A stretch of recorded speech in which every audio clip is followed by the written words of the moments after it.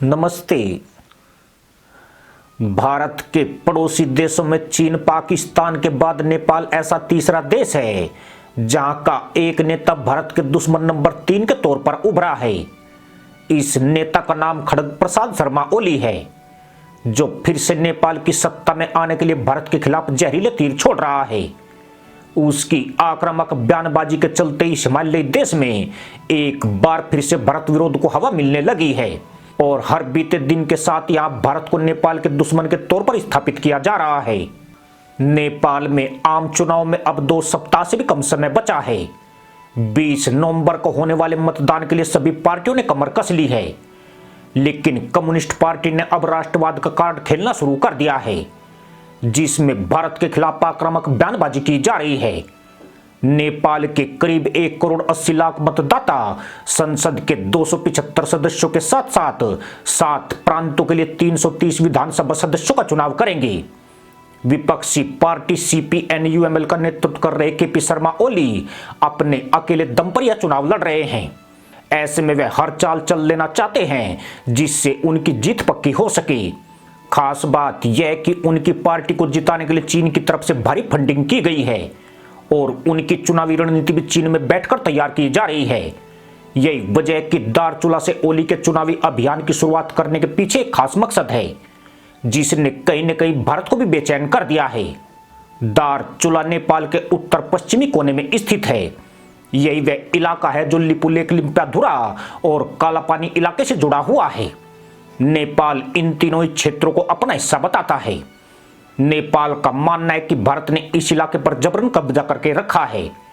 नेपाल का दावा है कि महाकाली नदी लिम्पियाधुरा से निकलती है, इसलिए लिपुलेख, लिम्पियाधुरा और कालापानी नेपाल का हिस्सा है।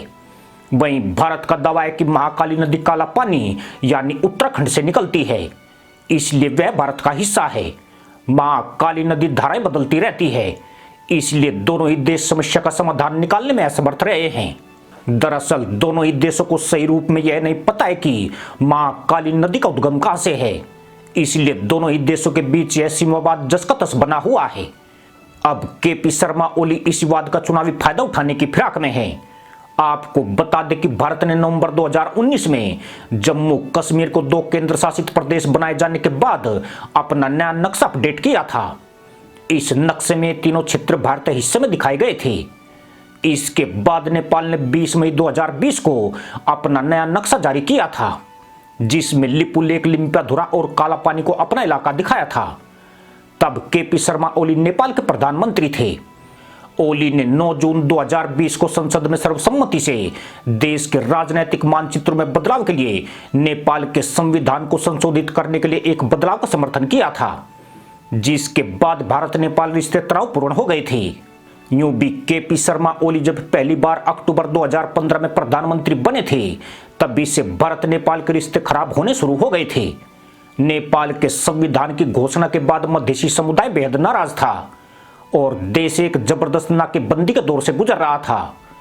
ऐसा दावा किया जाता है कि भारत ने मधेसी लोगों के हितों की रक्षा के लिए नेपाल पर 5 महीने लंबी औपचारिक नाकेबंदी कर दी थी।